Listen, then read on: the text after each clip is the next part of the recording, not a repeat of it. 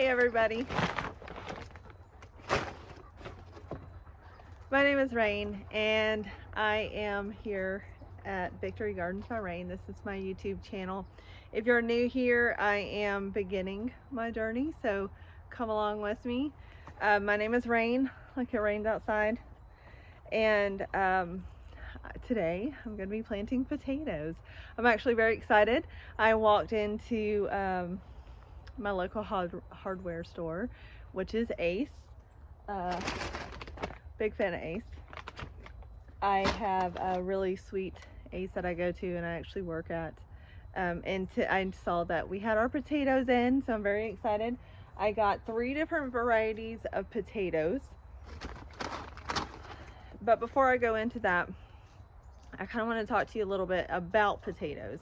Now, potatoes are what you call a tuber, okay? When you go to the hardware store or anywhere, hold on. Hey, no sir. Hey, come here. Get down from there. You don't go up there. Good boy. Thank you. Good boy. This is not food. That's not food. You can't have it. He's trying to eat it. Okay, so you go to the hardware store. You're doing your list. I'm sorry. Let's just begin at the beginning. If you go in your pantry and you say, hey, I really want to grow potatoes, do it. Potatoes are probably one of the easiest things to plant and grow and receive a harvest from. It's very hands-off. The success of growing potatoes really only depend on the environment that you're putting them in. Now, potatoes, when growing potatoes, they like to be grown in full sun. That means they like to have at least 6 to 8 hours of sun.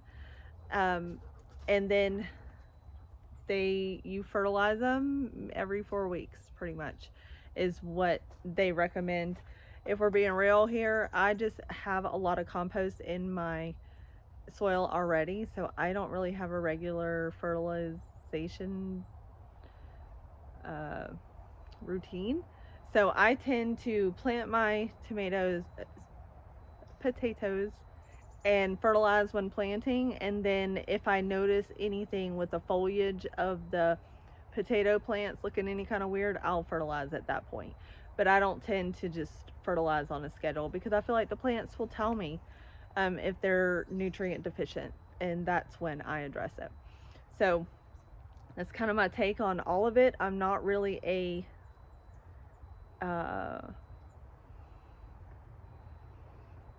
chemical gardener at all, organic or no, either way. I just don't put stuff on my plants. I use organic matter and mulch and fish emulsion, and that's my go-to. I have this right here. This is Biotone starter fertilizer. I am not affiliated with these guys in any way whatsoever. I won't say no if y'all want to though, just saying. But this is truly a product that I love. I trialed it last year and I used it pretty much with everything that I planted, and I found extreme success. So this right here is a Biotone starter fertilizer. It's got the mycorrhizae in it, and it promotes root growth, which is really the best way to get an established plant to be able to get nutrition to that plant. Okay, so MI Gardener has a product very similar to that that's called Trifecta Plus. Huge fan of that product as well, and also not affiliated with him either. This is just my own personal experience. I like both of those, and I'll add that fertilizer to the soil if I have that on hand. I do not have it on hand right now. I'm waiting for some to come in the mail, but until I do, I always keep this on hand because this is readily available to me. In my gardener, I have to order it in. So with that being said, let's talk about the anatomy of a potato. So you have your potato,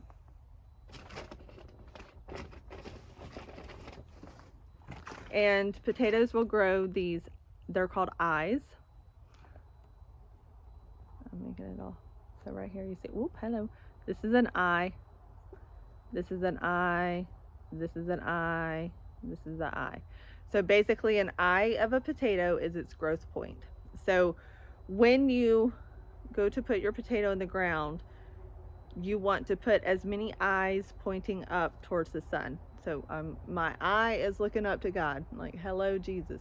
That's how you want to plant your potatoes. Now, some people will cut the potatoes per eye and let them dry out. If you want to do that, you go right ahead, baby. I am not stopping you, and that's all cool. I just don't, just because I'm lazy and I choose not to. I haven't found a huge difference in harvest doing it one way versus doing the other way. And so what I do is I actually purposely buy small ones that has the eyes on it coming out of it, and that way I don't have to divide anything, and I get that many plants per weight anyway. So, because that's how they sell them at the store mostly. Sometimes you'll buy them in pre-made bags or pre-packaged bags, and you can go ahead and do that as well. That's fine. But what you want to do, because I don't cut mine, I actually find the position where it has the least amount of eyes. You see this right here? There's not much there, so I'll actually drop the potato in the hole just like that and let all these eyes grow upwards. Okay, I'm kind of jumping into the lesson just because it's really not that hard. Potatoes are fantastic. And really, you don't even have to pay attention to how you plant it much, because let me show you something. Hold on one sec. Okay, so this guy right here, I didn't do anything to. I forgot about them. I absolutely didn't even know they were out there. They got rained on. They're covered in yuck. This sucker proves that plants just want to grow. Okay? You hear me? Do not be nervous. Go ahead and move forward. Be excited. Just plop your little potato in the ground. Now this right here proves that you can take store-bought potatoes and use them as seed potatoes. Now I'm going to talk a little bit about the difference between that and why. So store-bought potatoes, unless you buy them organically, are sprayed with a chemical, a natural occurring chemical that stunts the growth of these eyes. It keeps it from developing these eyes. Now when you wash your potato, all you're doing is washing off that hormone, and it's going to be fine. I prefer to shop organically. These should be organic potatoes. I'm not sure. A lot of people buy groceries in my house. And so I tend to have these sprout pretty readily. If you want to save some money, you can actually go through your grocery store, buy some potatoes, and let them eye up, put them in a dark place, put them in a paper bag or something like that, and let them just kind of sit in your pantry for a little while, and use those, and it's fine. The only thing that's different between a seed potato and a potato that you're using from the grocery store, one, it's been sprayed from anti-sprouting agents, okay, and then two, that's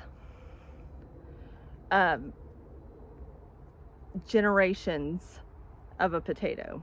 When you buy a seed potato, which is what this is, oh, let me go grab it.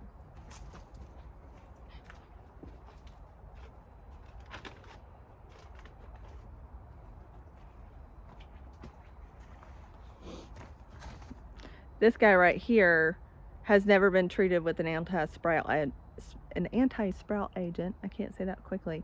And so it will produce eyes much more readily, and it's the first generation. If I'm wrong about that, please correct me in the comments below, but according to my research, that's what I've learned.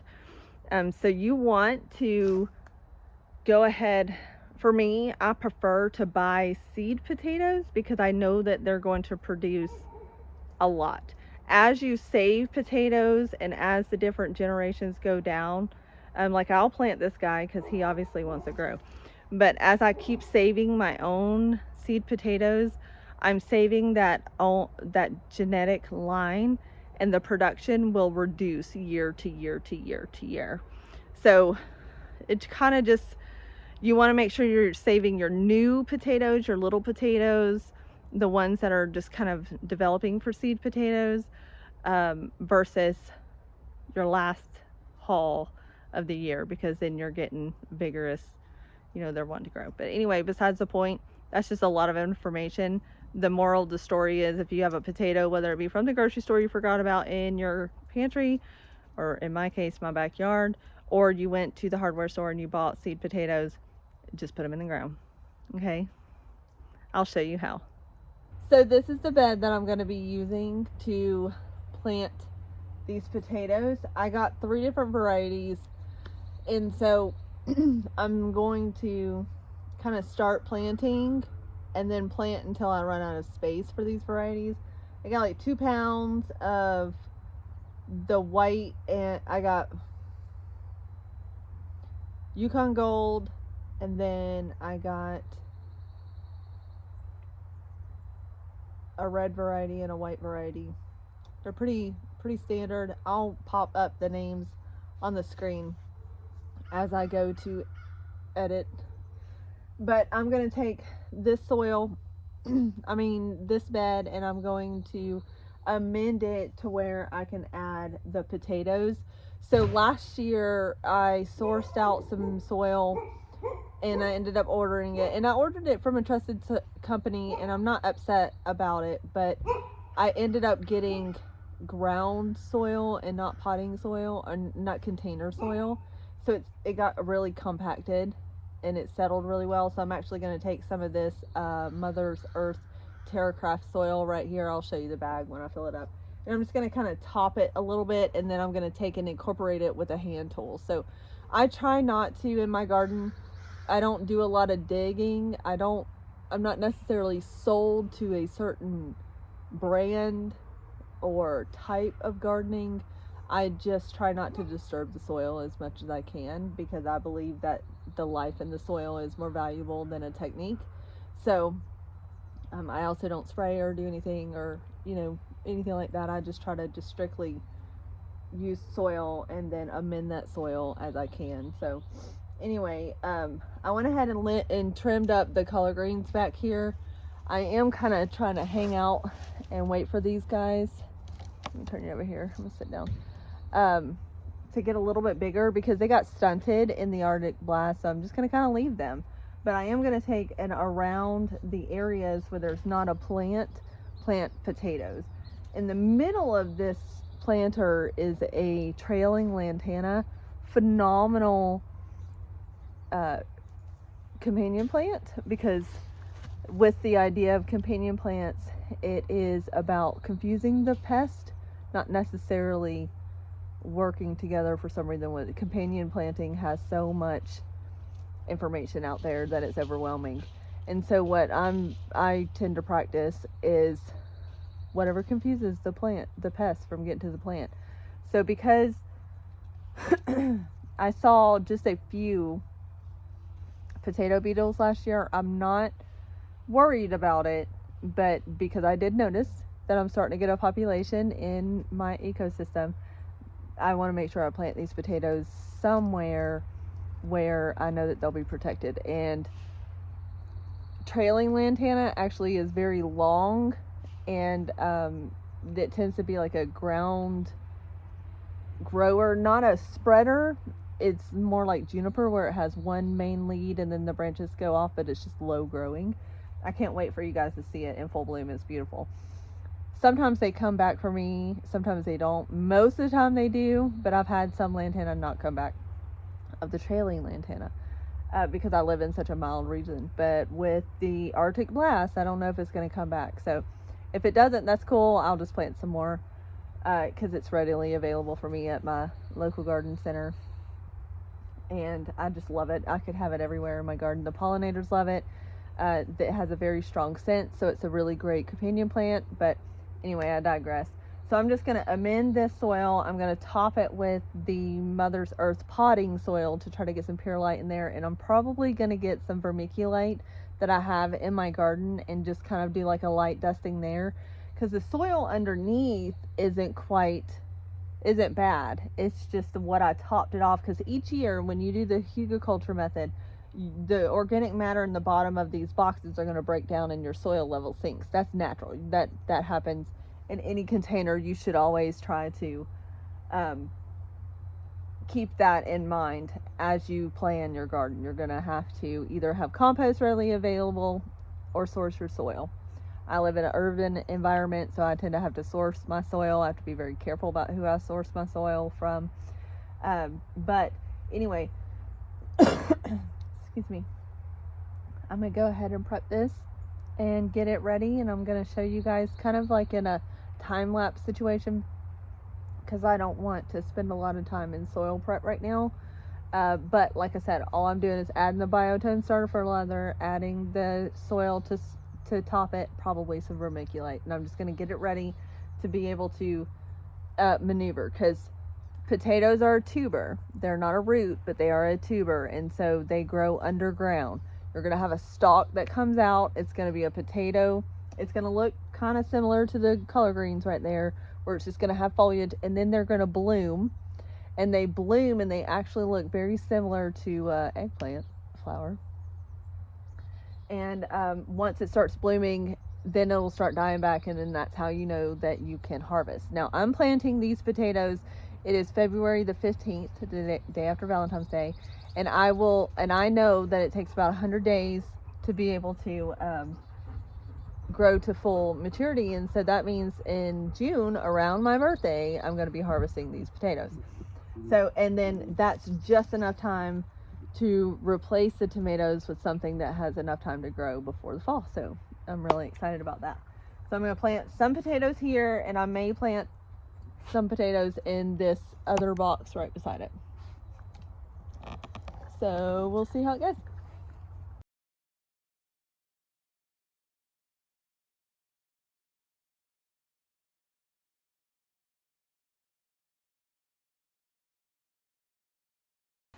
Okay, I was going to make this like a real quick situation, but there's just such a learning opportunity right here. I just really feel like I need to pull you guys in for this.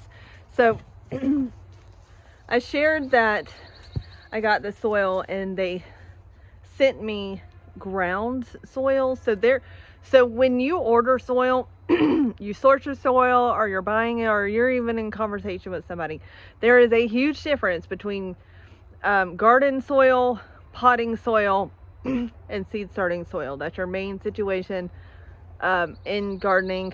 I'm not going to go through that right now because I'm trying to make this instructional video a little bit shorter, but I did want to show you this. This is considered ground soil. That means it has a little bit more topsoil content to it, a lot more clay. I'm in a very clay area. It's very hard. It dries out well. There's not a lot of organic matter, this type of thing. This is just ready to break down. But see, like it's pretty big pieces, right? Which is great. You want these things for certain applications, but not in a raised bed. See how it's just kind of dried out? You want it to be able to break apart and not. So right here is a good example. See the different color on the top right here? I don't know if y'all can see that, versus the bottom. See, this is really wet. This is really dry. Sorry guys, I'm just not feeling great today. But anyway, when you live in an environment like I do, and you have a lot of sun, really hot, high humidity situation, and not a lot of rain over the seasons, your soil will compact down. There's not a lot of air in the soil, and it's so easily repaired where you can just take, and just like I did, and this is a tool I got at Ace. It's by Corona.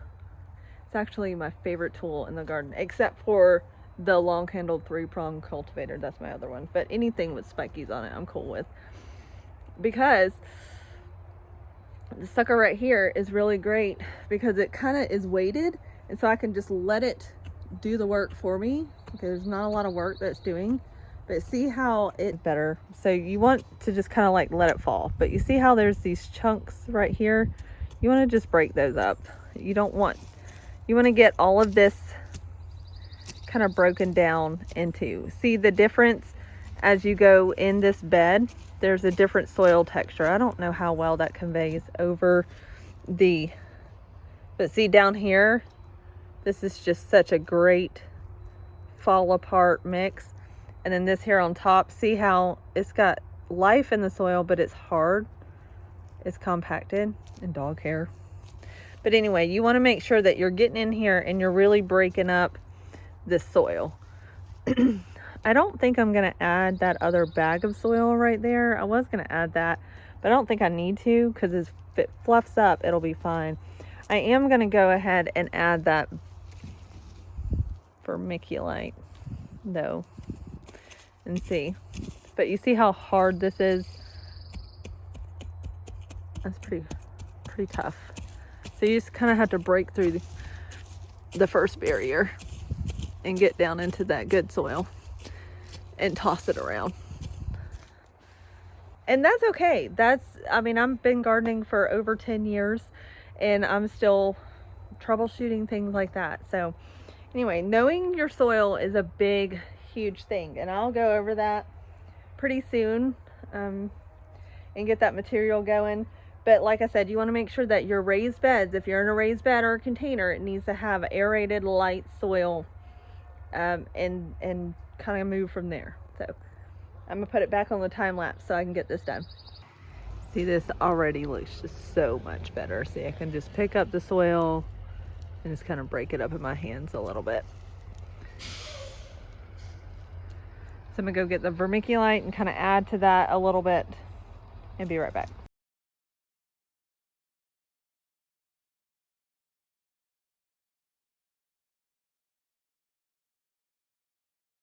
See, you can see a big difference in the soil now when you add the vermiculite. And you can add sand, you can add perlite, anything that's just gonna break up the surface tension of the soil is gonna work just great. So, see the difference? All right, so now that we have the soil amended and kind of put to where we're not worried about soil compaction, which I didn't realize it was that bad. But anyway, that's kind of just troubleshooting that you go through as you're working through this process. So I'm gonna come over here to my potatoes and I'm gonna let you know I got, it just says white, Yukon yellow, and then the red. And I'll do some research and try to figure out which variety it is before I post this video, maybe, and put it up on the screen. But anyway, red, white, and yellow. And so I got the most red potatoes. I got three pounds of red potatoes, 2 pounds of Yukon yellow, and 2 pounds of white. As far as visually, this is what it looks like. So this is 2 pounds of white, 2 pounds of yellow, the Yukon Gold, and then 3 pounds of red potatoes. Kind of looks like that. All right, so planting potatoes. You want to plant your potatoes. We're talking about potatoes. Okay, potatoes. To plant your potatoes, you want to plant them pretty deep. Okay, there's a method where you dig a trench, and then you put the potatoes in the trench, and then you just kind of hill them up or whatever. That is for indeterminate potatoes, which is a whole nother conversation, determinate versus indeterminate. And they'll keep producing tubers as long as you hill them up and it creates a bigger harvest. All of that stuff, sure, that's fine. Do that if you want to. I'm not. This is the practice that I do. What I do is, I said earlier in the video, I try to find the potato that has the eyes in the whatever spot most. So for this one, there's nothing on the bottom and there's a lot of eyes on the top, so I'll plant it just like this. Okay, just drop it in the hole. So generally, if a potato is this big, which for perspective, it's just big, I will take and I'll lay all the potatoes on top of the ground, on top of the soil, and then go beside it, dig the hole, let the potato fall down in the hole, drop the potato. That happens a lot. Put the potato in as best as I can. Now, from my friend over here laying in the grocery store, I mean, these suckers will grow in whatever direction the sun is. So they'll find the sun and go up, because that's how God designed them to grow. I mean, that it's going to do its job whether you do it or not. We, as growers, all we have to do is put the seed or seed potato or tuber or bulb or whatever you're planting in the best position we can, and it'll do its best to grow, because that's how God designed it. So anyway, I'm gonna put these right on there and dig the hole behind. I'm gonna lay them all out, and then I'll dig the hole, and then I cover them all up at one time. So it's a very quick process. So watch this.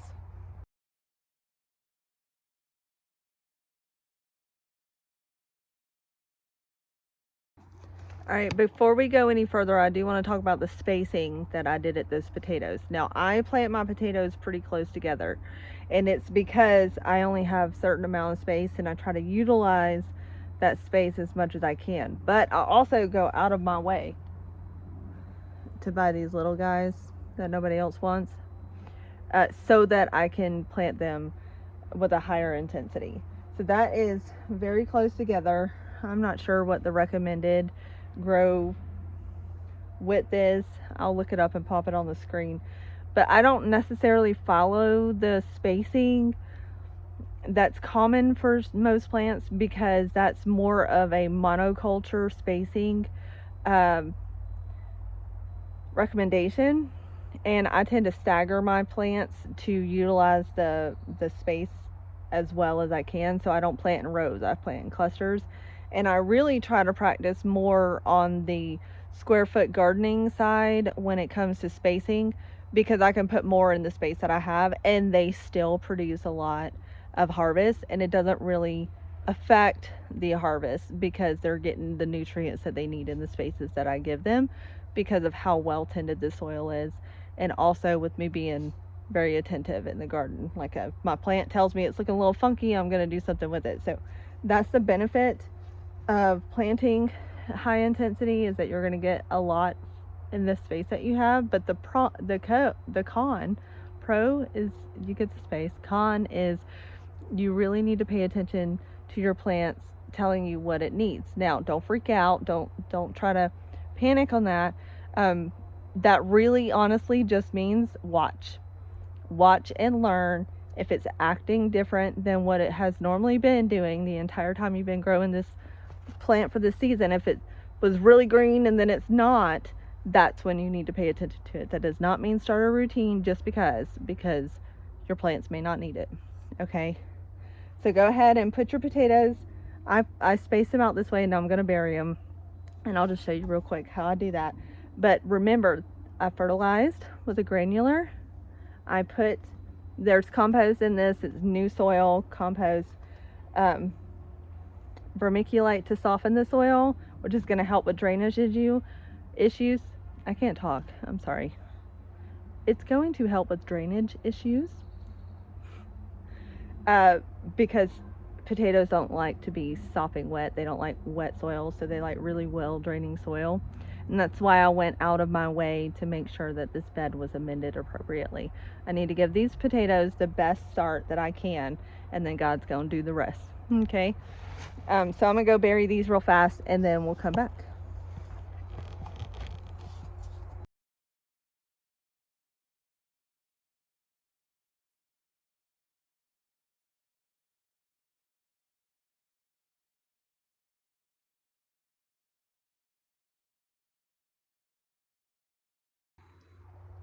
Okay, so that's all there is to it, really, basically. The only other thing I can tell you is to make sure you mulch when you get done. I did not do that step today because I'm actually going to mulch this with something called Sweet Alyssum, and it's this little box of seeds that I shake out on top of the soil. It's supposed to rain tomorrow, so I want to do that for a live mulch and kind of test that and see. It's going to be an experiment. Now this bed that I'm working in now, I'm going to plant the rest of the potatoes, but I'm going to show you a different technique. So let's get started on that. All right, so that was the potato bed that we just planted with the red potatoes. This is going to be the bed that I'm going to plant the rest of the potatoes in, which are a mix of yellow and white. But what I'm going to do is, because do you see how these are landscape staples, and that's how I put my irrigation down. And whenever I pull it up, I just set the staples right here all the time, so they're all over my garden everywhere. I do that a lot. I should probably, like, here's another one. Anyway, I don't want to lose them, you know. But anyway, this is the irrigation, which I did not lay down on that bed. I did pull it up, but I didn't lay it back down because I want to do the live mulch. So this one, if you notice,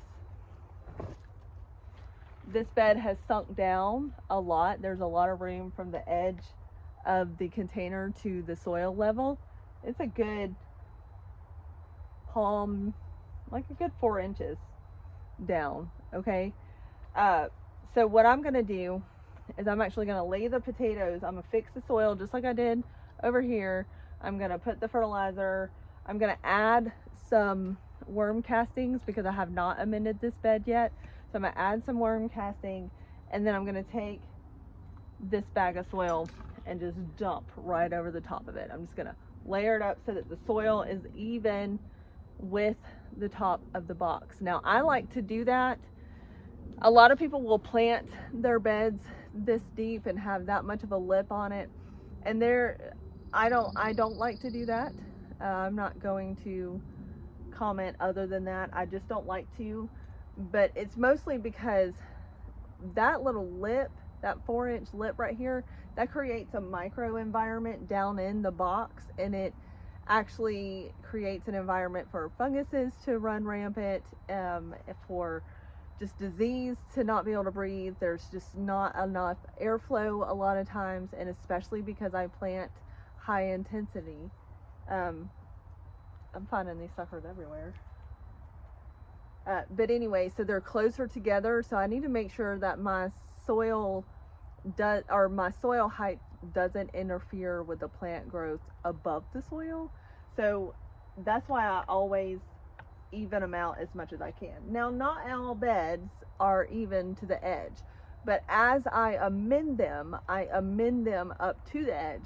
Now, the plants that are already planted, if there is like a little gap on the edge or whatever from where the bottom parts of this bed have decomposed down, I'll just top dress it with compost, but most of the time I have mulch over all the soil in my garden. I don't right now because we're in the middle of the rebuild, and I was adding soil and doing all of the soil health things that you do over the winter time.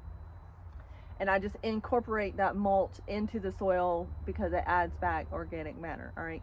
But we're not going to talk about that right now because I'm trying to stay focused on one subject matter per video. I will make a video about soil health and mulch very soon because that is the most important thing you can do for your garden for low maintenance, and especially for a beginner garden. Just make sure that you are paying attention to your soil health, okay? Whole sermon in that situation, but I'm gonna move forward. So what I'm gonna do is I'm gonna lay the rest of these potatoes. I'm gonna use this video for reference because I did not make my tags, but generally I have these tags right here with the label maker.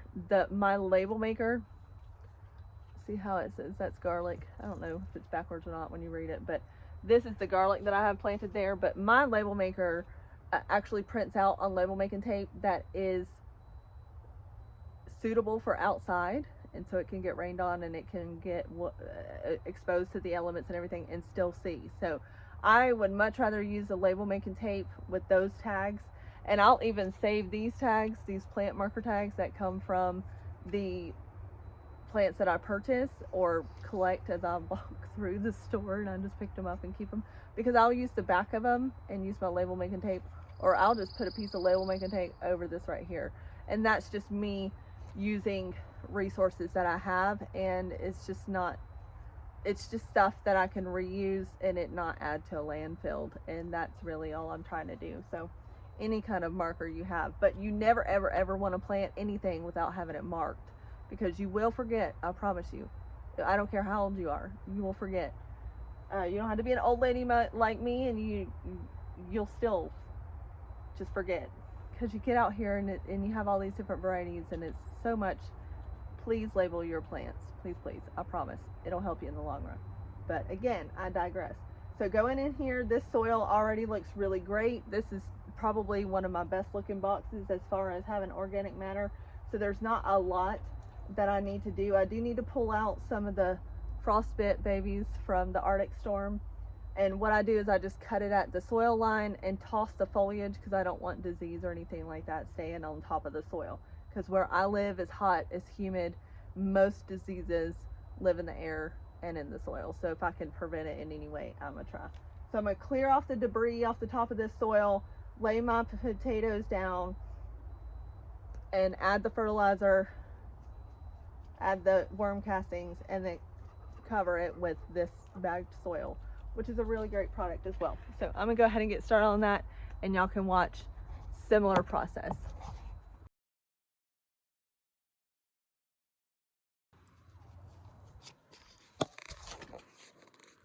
I found a friend.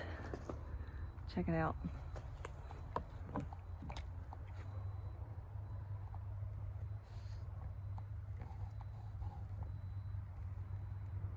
My friend. Did you see that? He's like, don't touch me. You're not my friend. Sorry, I'm gonna move you. Ah! It's gonna jump at me. Come on, baby. Yeah! Okay. Go that way. Well, that was a little mini adventure. Let's get back to it.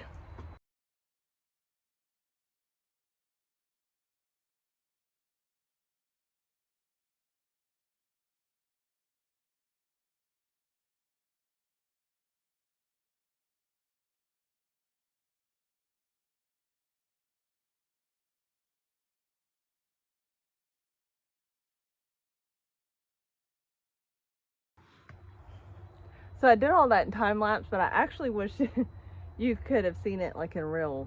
It maybe lasted 3 minutes. It took me 3 minutes to plant these potatoes right here. So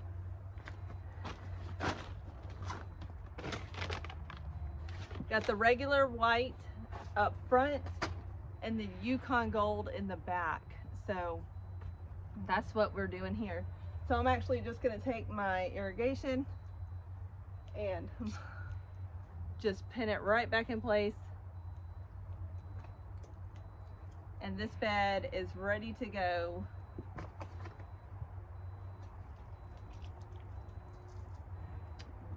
After I mulch. So there you go, guys. That's 2 different ways to plant a potato. Now, the main thing to understand when you're planting potatoes is that, well, I guess the main thing is make sure you have well draining soil. Potatoes don't like to sit in a situation. I'm gonna borrow my husband's hat because I can't find mine. I don't know, it's really big.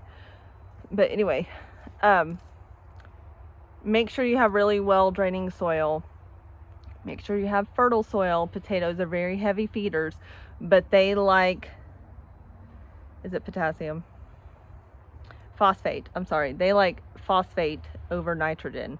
So potatoes is a really good crop to plant after a high nitrogen plant. So this first bed right here, I had collard greens in, and so I went ahead and put potatoes after I fertilize it. You always want to fertilize once when you first plant. Make sure there's a lot of organic matter in there, and just make sure it's not sitting in soil, and you're going to be successful. Potatoes are very easy to grow. There's not a lot of care. I am quite literally done with this bed. All I'm going to do after this point is hook up the irrigation for the collard green bed that had the red potatoes in it now, and mulch them. So you see right here behind me, I have these mulched with leaves. I don't have any in a pile right now, and so my babies are actually going to spend some time this weekend helping me rake up some leaves, because I want to, this year, one of my goals is try to use up all of the natural resources that I have around my house instead of trying to source out. So that's why I want to get the compost bin put right over there so it's easily accessible to me. And I want to have one, it's going to be a 4 sectioned off compost, but one of those is going to be leaves where we collect, because we have a lot of trees around us, and leaves are a very readily available resource for me, and honestly it is probably one of the best things you can do for your soil, because leaf mold is extremely beneficial, and just having leaves as a mulch is going to help a lot with that, because you can incorporate it into the soil as you work. So that's all that's left to do. I've got red potatoes in this bed and white potatoes in that bed in the front, and then yellow potatoes in the back right here. So I have to say that several times so I remember to make a label. But good news, I have this to tone break too, so I won't forget. Whenever I forget, I can look. But anyway, that's all it is to planting potatoes. Just make sure you mulch and do not overwater. Make sure you have well-drained soil, and just pay attention. So when these guys start popping up, hopefully through my weekly garden tours, you can kind of see the progress of that. If you liked what you saw today, please make sure you hit that like button, hit that subscribe button, and the notification bell, and that way you'll know whenever I put up new videos. I cannot promise to put up consistent content because I have a lot going on and I'm battling some health issues. So I'm trying to put out content as much as I can, but I really encourage you guys to hit that notification bell, and that way you know when my videos are out, so you'll have that information. I'm going to try to be making videos as I'm in the garden, so you guys can walk alongside of me and plant with me as I plant, if you are in a zone like mine. Now, I live in Middle Georgia. My zone is zone 7B8A, and I can grow a lot year round. Right now it's time to plant the potatoes, so I'm planting the potatoes. So if you live in anywhere near that zone, go ahead and plant your potatoes. It's ready. So you want to make sure that you're planting, though. When you're planting your potatoes, I do want to say this, make sure you're planting in drier soil. You do not want to plant in wet soil. So make sure that it hasn't rained for a couple of days, soil's kind of dried out. You can plant it. Now it's going to rain tomorrow, and that's fine because they're just going to get watered in. I'm not going to water them today. I'm going to let God take care of that, because if I were to water it today and it did not rain tomorrow, but it's overcast, that water wouldn't evaporate fast enough for it to not rot the potatoes. So I'm not even going to just bother. I'm just put them suckers in the soil and let God do the rest, which is my advice to you. If you have a question about anything, if you're doubting anything, if you're kind of walking through some things about gardening, just do it. Just put a seed in the soil and see what happens. 100% of the time, it's finding out what the best circumstance is for that soil. God's already designed the seeds, the seed potatoes, the collard greens, everything. He's already designed those to grow. So be brave. Go ahead and put a seed in the soil and get your garden started. Y'all, I hope you have a great day, a blessed day, and please come back and see me in the next video.